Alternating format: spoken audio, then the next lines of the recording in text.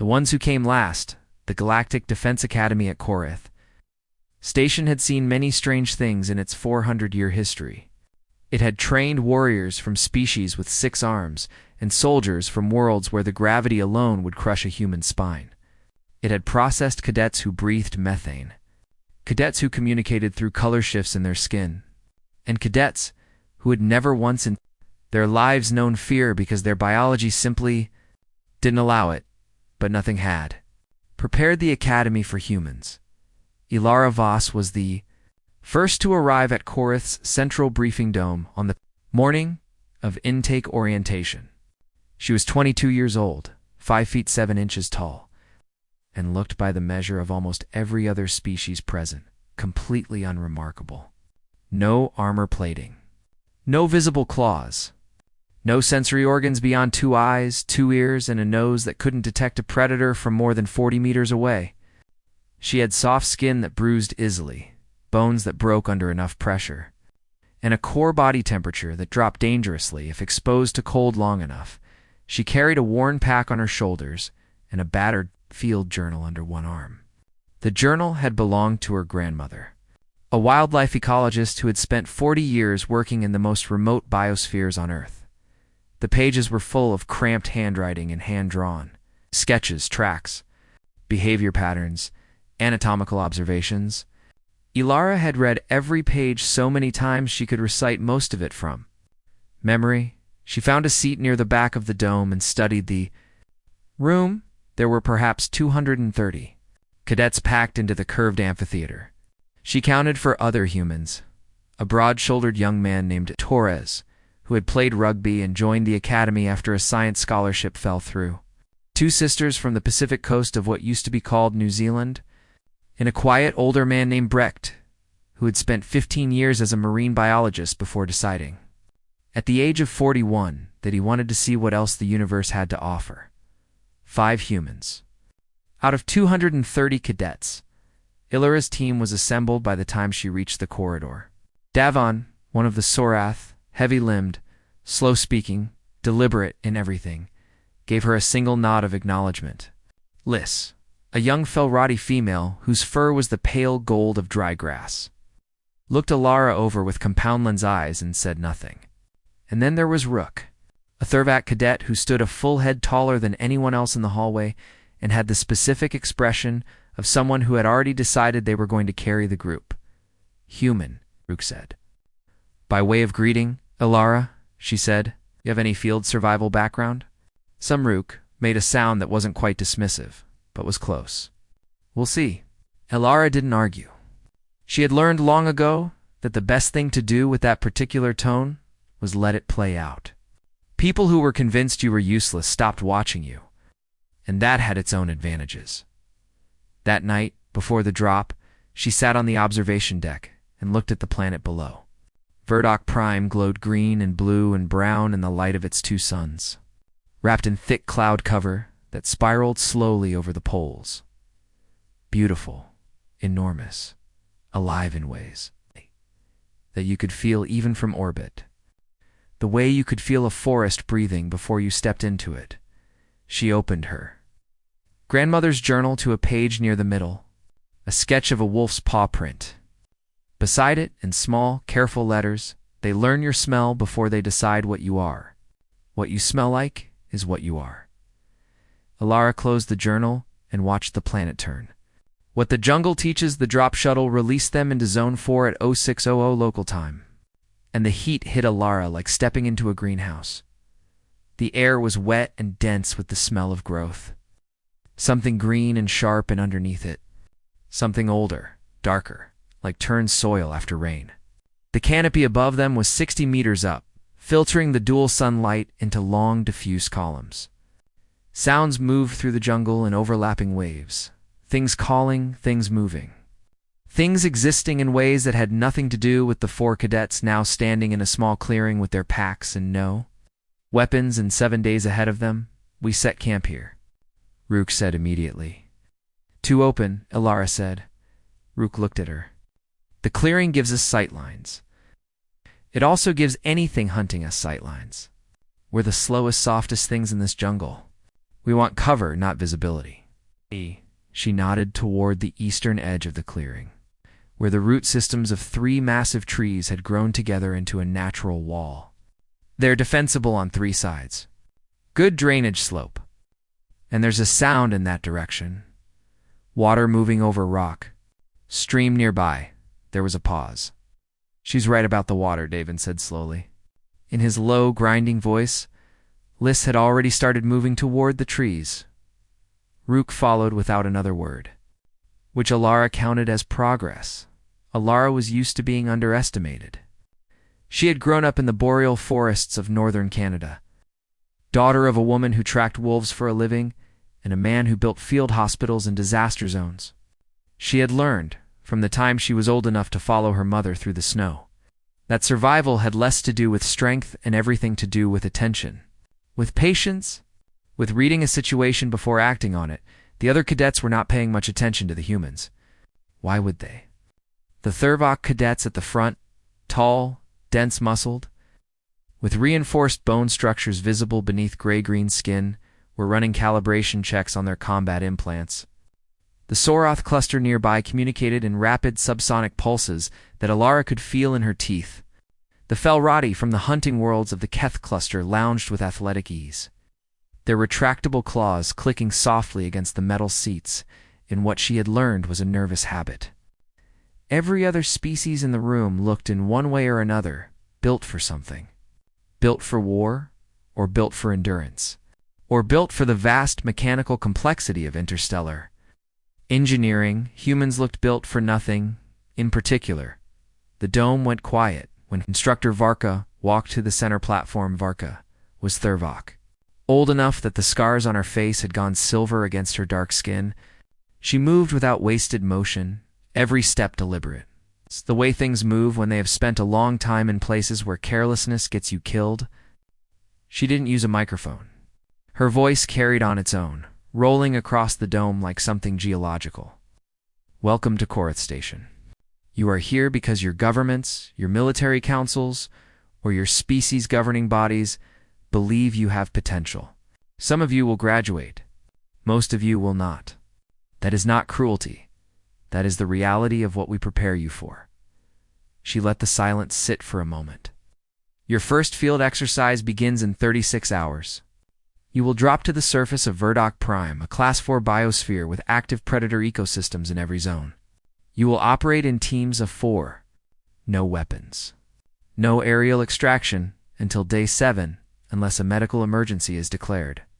You will build shelter, locate water, navigate 3 checkpoints, and return to the extraction point alive. Behind her, a holographic display filled the dome with lush, dense jungle. Canopies so thick that the floor below was permanent twilight. Root systems the size of buildings, rivers that moved fast and quiet and cold. Zone designations have been assigned to your data packs.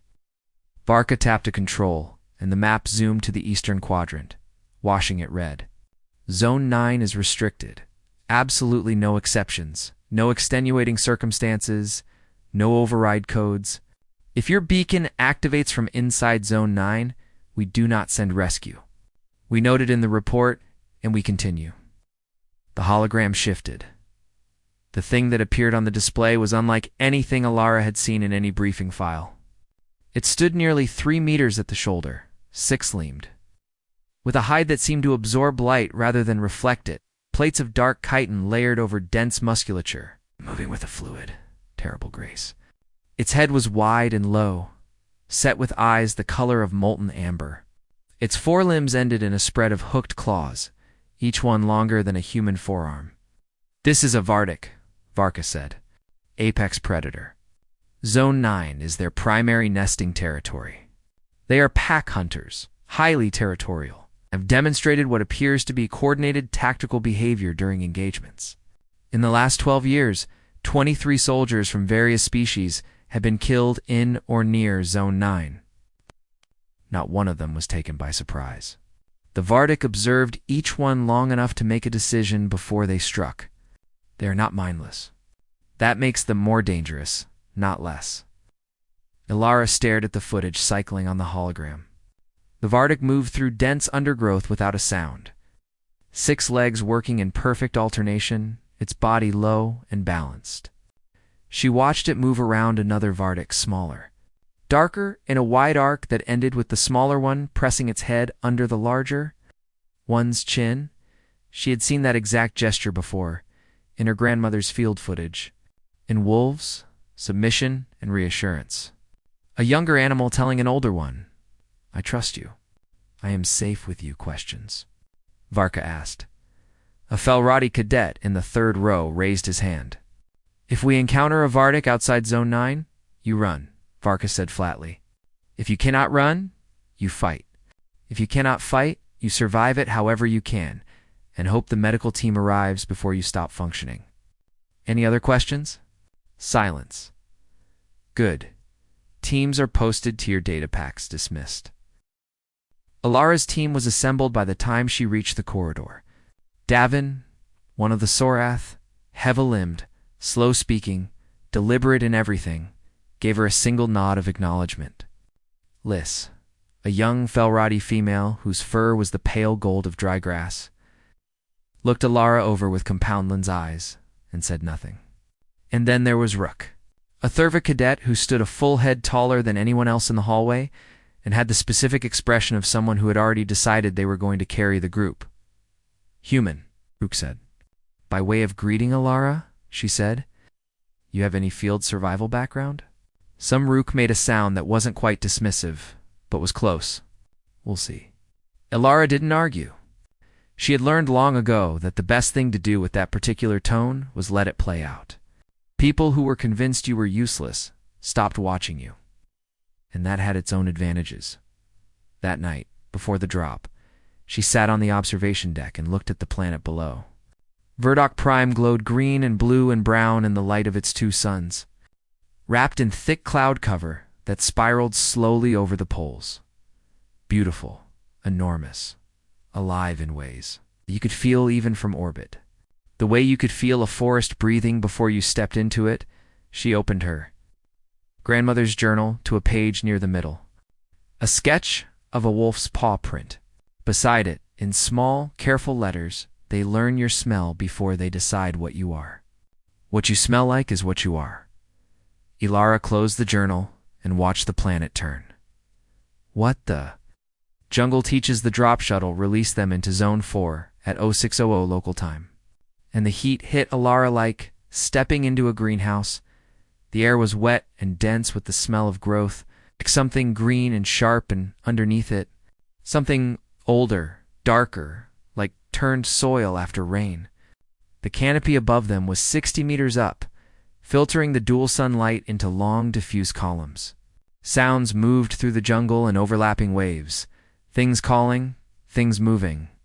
Things existing in ways that had nothing to do with the 4 cadets now standing in a small clearing with their packs, and no weapons and 7 days ahead of them. "We set camp here," Rook said immediately. "To open," Elara said. Rook looked at her. "The clearing gives us sightlines. It also gives anything hunting us sightlines. We're the slowest, softest things in this jungle. We want cover, not visibility." She nodded toward the eastern edge of the clearing, where the root systems of 3 massive trees had grown together into a natural wall. There, defensible, on 3 sides. Good drainage slope. And there's a sound in that direction, water moving over rock. Stream nearby. There was a pause. "She's right about the water," Davin said slowly. In his low, grinding voice, Liz had already started moving toward the trees. Rook followed without another word, which Elara counted as progress. The first day was rough in the way that first days always are when 4 creatures who have never worked together have to suddenly function as a unit. Rook was strong and capable, but moved like he was trying to demonstrate capability rather than accomplish something.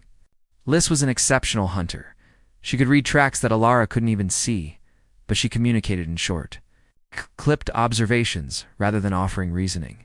Davin said almost nothing, but the things he built were solid and precise and exactly right the first time. Elara watched all of it, took notes in her grandmother's journal, figured out the team's shape before trying to fit herself into it. By nightfall, They had a shelter, not elegant, stable, and a reliable water source 30 meters away. Rook had found food, or something that Devon confirmed was food, growing along the eastern bank. They had not encountered anything larger than the knee-high, six-legged creatures that moved through the undergrowth and slow. Grazing herds, Elara took the second watch. Midnight 20300. The jungle at night was a completely different entity. The daytime sounds dropped away and were replaced by something lower and more complex frequencies she felt as much as heard. Calls that rose and fell in patterns, almost rhythmic enough to seem intentional. She sat with her back against the root wall and breathed slowly and listened. At 0140, heard it. Not the general noise of the jungle. Something specific, rising above the ambient sound in a register that pulled at something old in her. High-pitched, irregular. The specific pitch of distress. She was on her feet. Before she fully decided to stand, the sound was coming from the northeast. From the direction of Zone 9, Elara stood at the camp perimeter for a long moment.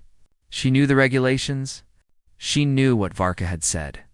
She knew the 23 bodies the briefing file hadn't shown her. She also knew the sound. She had heard it in wolf pups, in bear cubs, in injured animals of a dozen species across 2 continents. Young, scared, hurting, she took her flashlight, her multi-tool, and her medical kit. She left a note in the journal in case she didn't come back. Northeast, something needs help. Back before dawn, then she walked into the dark.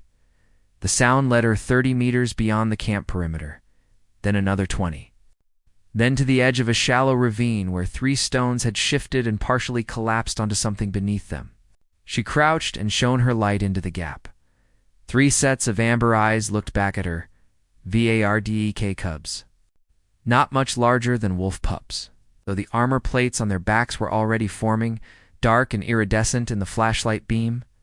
One of them was pinned by the largest fallen stone, its rear left leg bent at an angle that told her everything she needed to know about the amount of pain it was in. The other 2 were pressed against it. Small bodies vibrating with something she recognized across every species barrier that had ever existed. Protective instinct. We won't leave you. Elara turned off the flashlight. She sat in the dark for a full minute. Let her eyes adjust. Let her breathing slow. Let the cubs adjust to her presence. She could hear them, their breath, their small distress sounds, the specific quiet that fell over them when something new entered their awareness, and they were deciding what it meant. Then she turned the light back on, but aimed it at the ground between them, not at their faces. Okay, she said very quietly. I'm not going to hurt you. I promise. She had no idea if tone carried across species. Her grandmother believed it did, believed that the core frequencies of calm versus, well, threat were universal enough that almost anything with a nervous system could read them. Elara had always believed it too, because she had watched her grandmother sit motionless in a frozen field for 2 hours until an injured coyote walked up and put its head in her lap. The cubs didn't run. She opened her pack slowly, 1 motion at a time, narrating each one in the same low, steady voice. Found the emergency flex light and set it on the ground between them, casting soft amber light closer to the color of their eyes than the white beam of the flashlight. The quality of the cub's breathing was changed. Fractionally, slightly, but she heard it. The stone that had fallen across the pinned cub's leg was large, but not impossible. Elara examined the situation with the patience her grandmother had drilled into her before she was 10 years old. Don't try to move the problem. Move around it. The stone was wedged against a root. If she could shift the root, the stone would roll rather than lift, which meant she needed a lever point and a fulcrum, not brute strength. She found a length of hardwood branch nearby, used her multi-tool to strip a fork from it, wedged the fork under the root at the angle she needed, looked at the cubs. This is going to make noise, she told them. Don't panic, she pushed. The root shifted with a creak that sent both free cubs scrambling backward, growling. The pinned one cried out. Elara stopped, waited, kept her body low and non-threatening, resumed slowly. Incrementally, She moved the root for centimeters, and the stone tilted, and the cub's leg came free with a sound she felt in her back teeth. The cub hauled itself away on 3 legs. The 4th held at that telltale angle of pain and swelling. Injured, not broken, she thought. But she'd need to check. She sat back on her heels and waited. The 3 cubs regrouped against the far wall of the ravine and looked at her. One of them, the smallest, the one she had freed, was watching her with particular intensity. Its breath was still ragged with pain, but its eyes were steady. Elara pulled a ration bar from her kit. Standard issue, dense, protein-heavy, tasting approximately like compressed cardboard. She broke a piece off and held it out at arm's length. The smallest cub lifted its nose, sniffed, took 3 limping steps forward. It took the piece of ration bar from her fingers with a precision that made her exhale slowly in relief. Gentle, deliberate. It chewed, and its ears small. Mobile things she hadn't noticed before moved forward, curious, interested. She fed the other 2. Then she opened her medical kit. The smallest cub, she was already thinking of it as Sable, for the particular darkness of its forming armor held its injured leg slightly away from its body. When Elara leaned forward to examine it, cub leaned forward too, presenting. She recognized the behavior from her mother's work. It's an animal in pain making a calculated, intelligent choice to let a stranger help. She wrapped the leg with practiced hands, talking the whole time, the way her grandmother had always talked, not to be understood. To fill the space with something calm, when she finished, Sable pressed its head against her knee. Elara sat very still and listened to the jungle, and felt something open up in her chest that she didn't have a name for yet. Then she heard the footsteps, heavy, measured, coming from the north. From deeper in Zone 9, coming with the specific, deliberate pace of something that already knows exactly where it is going, the cubs went rigid. Their heads turned in unison. Then Sable, still pressed against Elara's knee, made a sound, a series of rapid, high pulses rising in pitch, and the other 2 joined it, calling home. Elara stood up slowly. She thought about running. She thought about every number she had memorized from the briefing. 23 dead, 3 meters at the shoulder, claws like curved blades. She thought about her grandmother sitting in a frozen field. With her hand out, she picked up the injured cub and stood. Facing the sound, the mother came out of the dark between 2 trees and stopped. She was everything the hologram had promised. And then something more. The hologram had shown the body, the armor, the scale. It hadn't shown the quality of attention behind those amber eyes. The Vardek stood absolutely still, 3 meters of silent muscle, and looked at the small, soft creature holding her cub. Elara knelt, set Sable gently on the ground between them. The cub limped toward its mother and pressed against her leg, chirping. The mother's eyes never moved from Elara's face, very slowly. Elara opened her hands and showed them empty to the darkness. The mother lowered her head, sniffed her cub, examined the wrapped leg, looked up at the other 2 cubs, who were now climbing past her feet to get closer to Elara. Chirping, something moved in the amber eyes. Decision. The mother made a sound, low, layered, complex, and sat down. Elara let out a breath she'd been holding for what felt like an hour. She sat too. They looked at each other across 4 feet of alien jungle floor, while the cubs moved between them like they were both simply part of the landscape now. Safe, Elara thought. She's decided I'm safe. She stayed until the sky began to change color. When she finally stood to leave, the mother raised her massive head and made one short sound, not a warning. Something else. Something she filed away to think about. Later, she made it back to camp before Davin woke for his watch. She sat in her shelter and wrote in the journal until her hand cramped the weight of a stone. She went back the next night, and the night after that, she told her team she was having trouble sleeping. Liz, who was a light sleeper herself, gave her a long look but said nothing. Rook didn't notice. Davon watched her go each time with an expression she couldn't quite read on his heavy, slow-featured face. The cubs were waiting for her at the Zone 9 boundary each time. They learned her footfall quickly, she heard them moving toward the tree line before she cleared the last 50 meters of undergrowth. Sable always came first, its limp improving night by night, its wrapped bandage still in place. The other two, she had started thinking of them as Arrow and Bulk.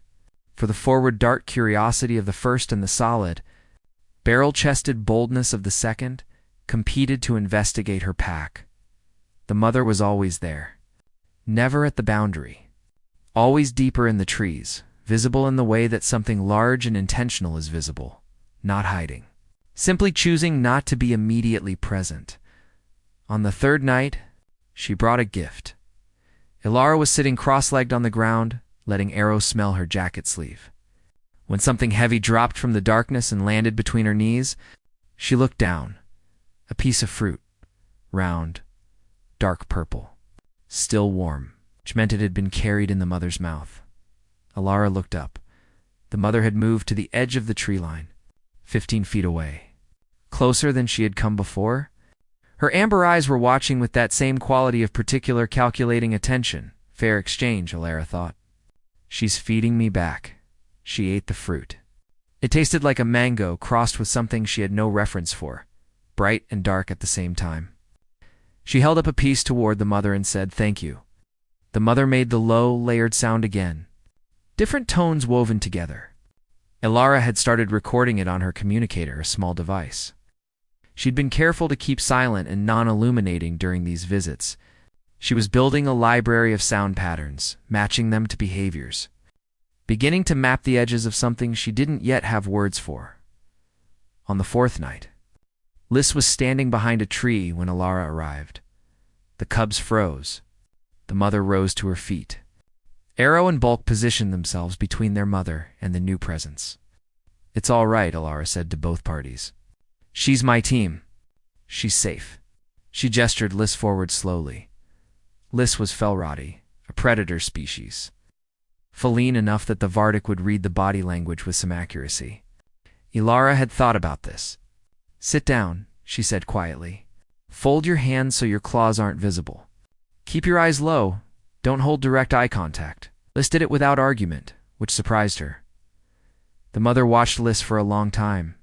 Then Arrow, displaying the irredeemable curiosity that had earned the name, crept forward and sniffed Lys's folded hands. Lys stayed completely still. Arrow sneezed, startling itself backward, then came forward again.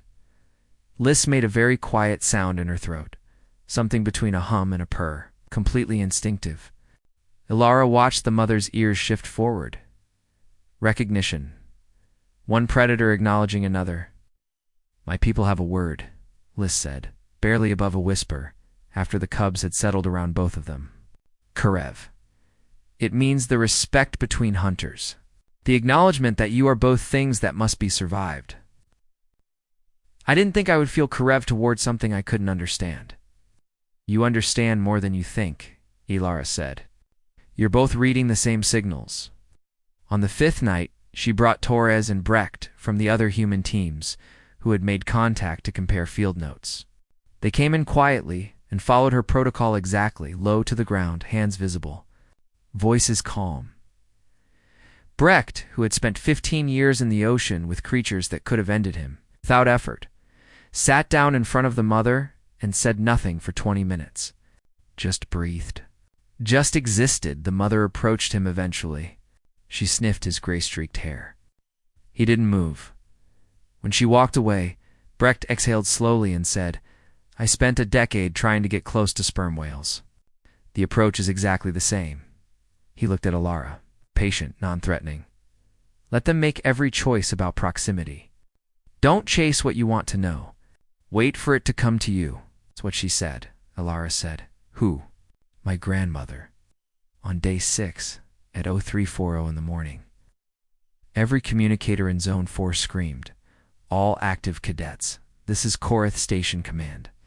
Medical emergency in Zone 6. Cadet critically injured.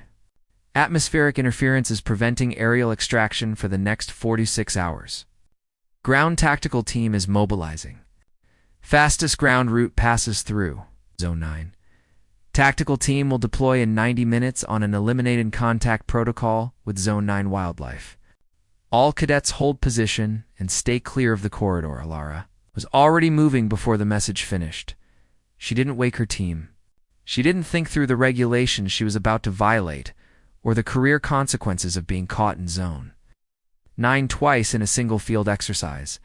She thought about the mother.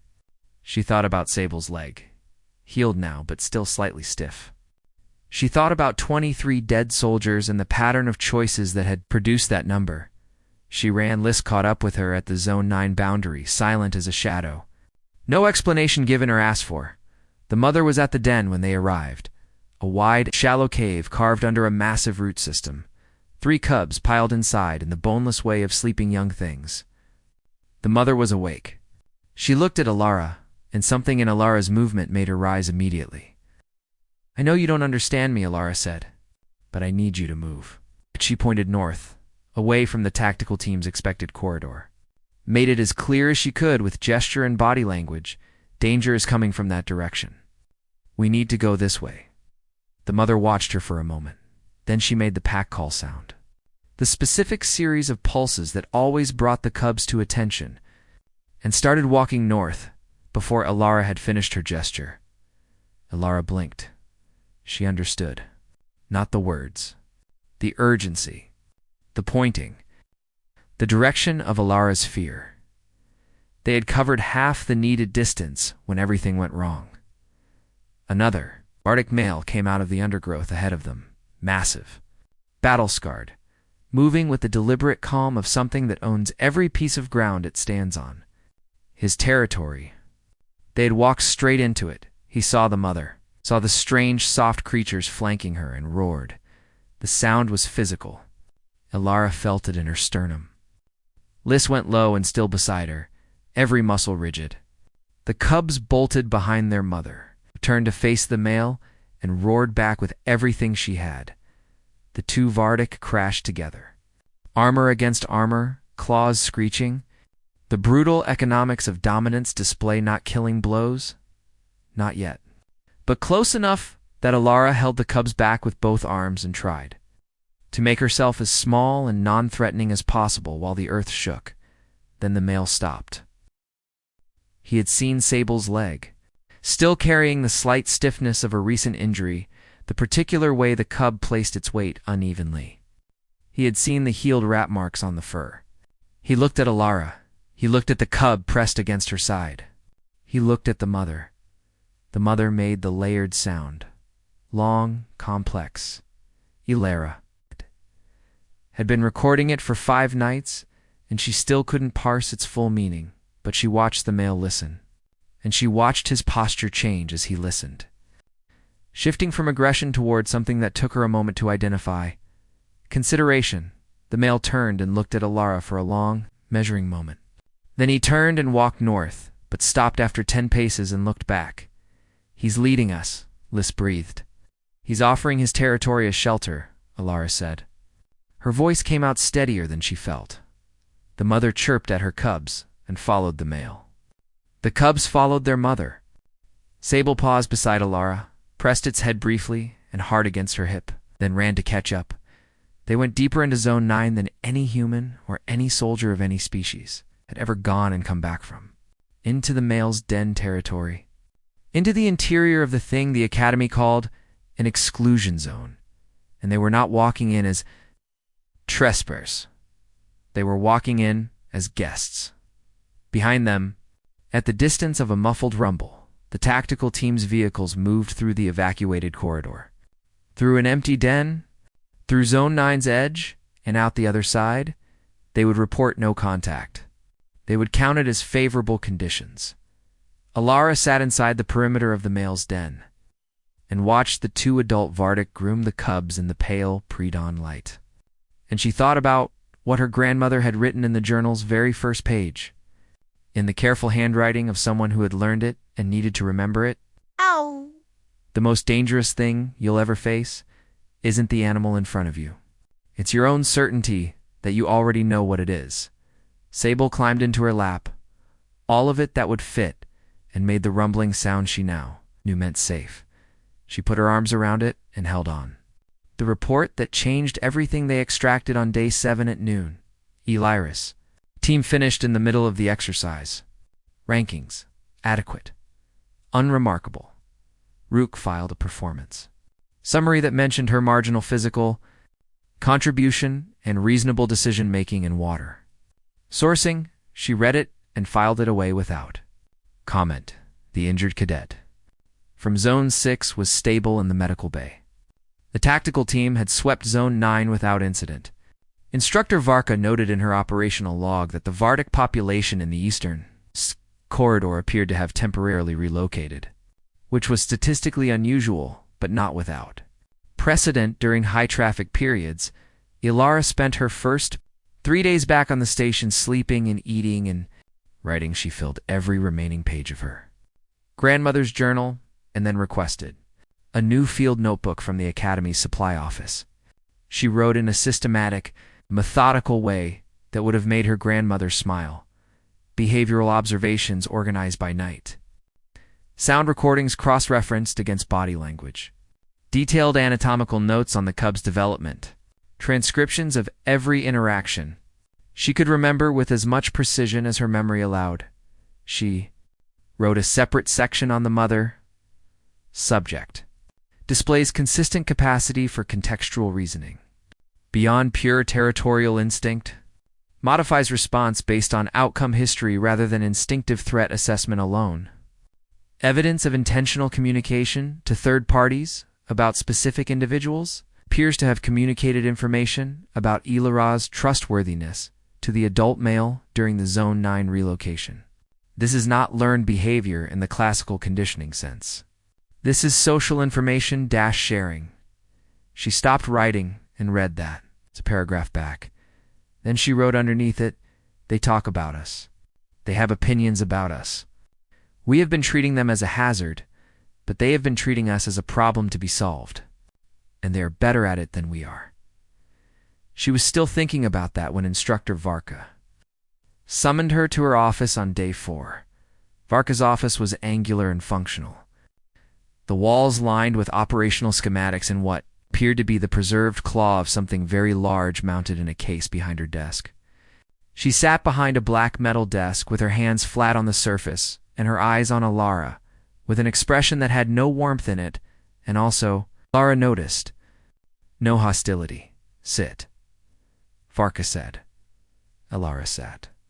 I have been reviewing exercise telemetry. Varka pulled up a holographic display. Your team's beacon data. Your communicator's passive recording log. Zone 9's perimeter sensors. She tapped the display.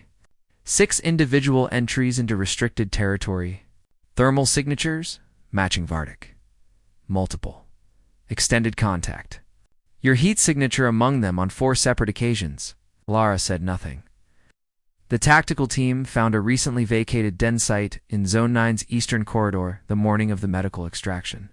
Vacated within the previous 2 hours? Varka looked at her. I want you to explain everything. So Elara did. She spoke for 40 minutes. Varka did not interrupt once.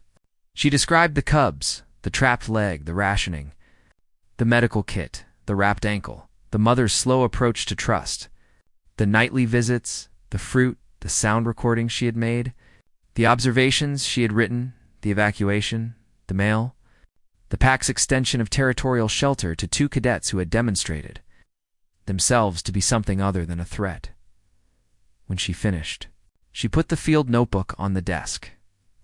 Everything I observed is in there, she said. Every night. Every sound I could transcribe. Every behavioral pattern I could identify. The social structure, the communication methods, the evidence of abstract reasoning, the cross-individual information sharing. She paused. Sir, the 23 deaths. I don't think those were the Vardek behaving as apex predators. I think those were the Vardek responding to what they knew about us, which was only that we came armed and treated them as obstacles. Silence. Varka stood. She walked to the window that looked out over the training grounds. Her hands were behind her back. She stood there for a long time. I grew up on a world with apex predators that my people had been at war with for 3 centuries, she said finally. her voice gone quiet in a way Elara had not heard from her before. "When I was young, we believed the war was necessary. The predators were territorial. They killed settlers. They destroyed supply lines. We killed them in response. The cycle sustained itself." She paused. "When I was 30, a researcher, a young one, foolish, everyone said approached a nest site without weapons and documented something that changed the entire historical account. The predators had been responding to our incursions, not initiating them. Our earliest settlers had destroyed their primary food corridors. Every subsequent conflict was a response to a loss we had inflicted first." She turned around. "The research was buried for 40 years because it was inconvenient. Too many people had died on both sides for the cause to be as simple as mutual misunderstanding." She looked at the notebook on her desk. "What you have written here," she said, "cannot be buried.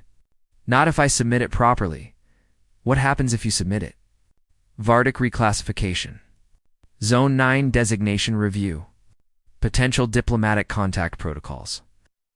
Varka sat back down.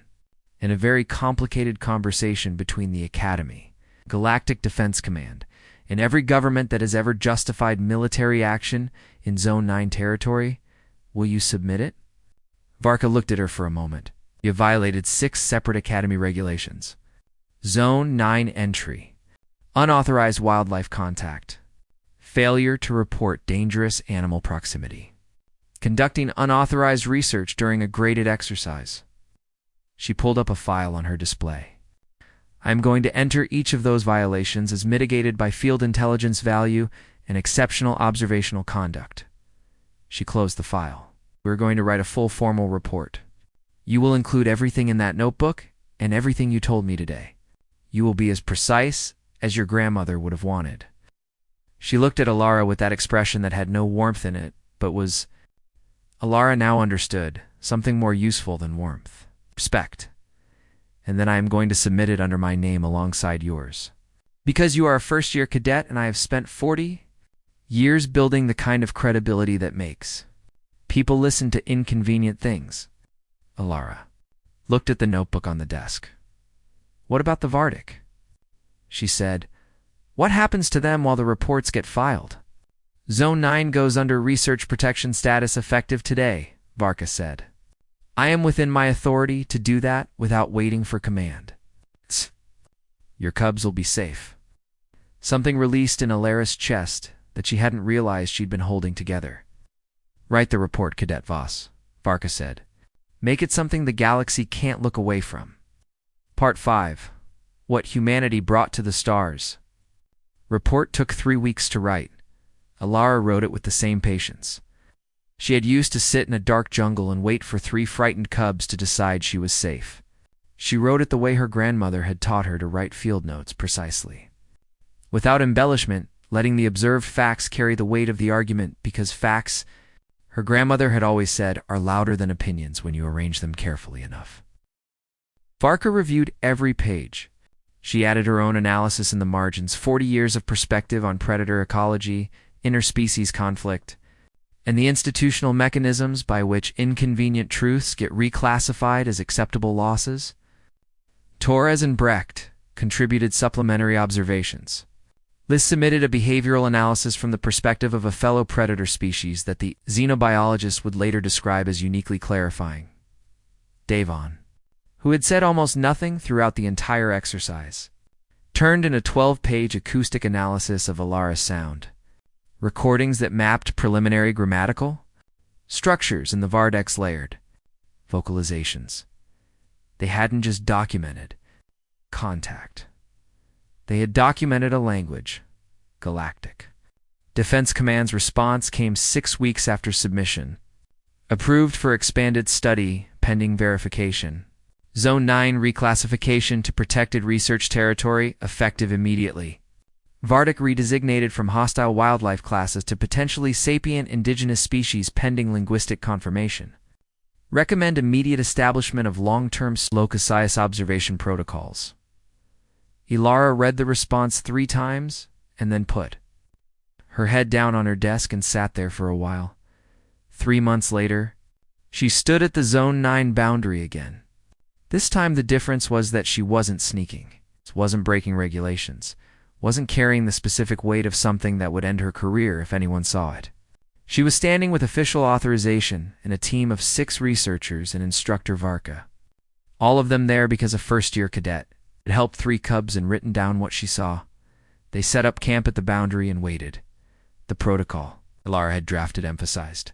Above all else, do not approach. Do not call. Do not make yourself visible in a way that reads as pursuit. Demonstrate your presence through scent and sound and regular patterns of stillness. Let the first move be theirs, always. Vardek had read that section and said, "Every military protocol I have ever been trained in is the opposite of this." Then she had approved it. On the morning of the 3rd day, the mother came out of the trees. Sable was beside her, nearly as tall as its mother now. Armor plates full and dark, the slight unevenness in its gait the only remaining sign of the injury. Arrow and bulk flanked them, broader and more muscular than Elara remembered.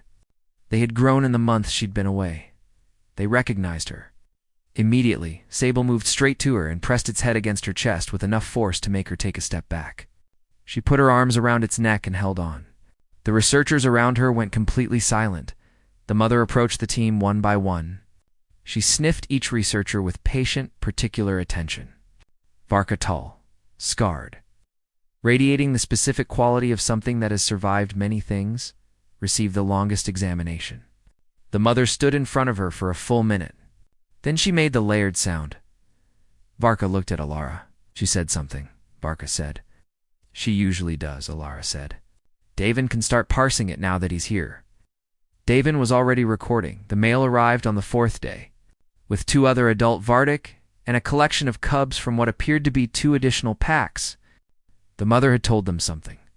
Elara didn't know what exactly, but the new adults approached without aggression, with the same evaluating attention the mother used, sizing up these strange, soft creatures who kept showing up at the territorial boundary and demonstrating no appetite for violence. By day 6, the researchers had enough material for months of analysis. Davin's acoustic mapping was revealing a grammatical complexity comparable to any sapient language in the Galactic database. The behavioral observations were documenting tool use, cooperative problem-solving, intergenerational knowledge transmission, and in one extraordinary observation on the 5th day, what appeared to be deliberate instruction, a mother walking her cub through a foraging technique, step by careful step with the patience of someone teaching something that matters.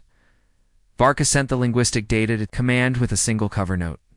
Reevaluate all assumptions. The formal response arrived 2 weeks later. Vardek reclassification to sapient indigenous species. Zone 9 upgraded to protected territory. Diplomatic contact protocol to be developed. And buried at the bottom in language that command reserved for things they were reluctant to admit. Acknowledge that current engagement protocols may have contributed to avoidable conflict. Recommend historical review. Elara graduated from the Korreth Academy 10 months later with honors and a specialist, accommodation and interspecies contact. Her posting, which had been generated by a new category that didn't exist before her report, was listed as Cross-Species Relations Specialist. First Contact Division, humanity's first official diplomatic posting in the Galactic. Defense structure? Not because humans were the strongest species, not because human technology was the most advanced, or human soldiers the most capable, or human ships the fastest. Because humans, it turned out, had a particular skill that no one in the galactic community had thought to codify as a military or diplomatic asset. They had grown up on a world full of things trying to kill them.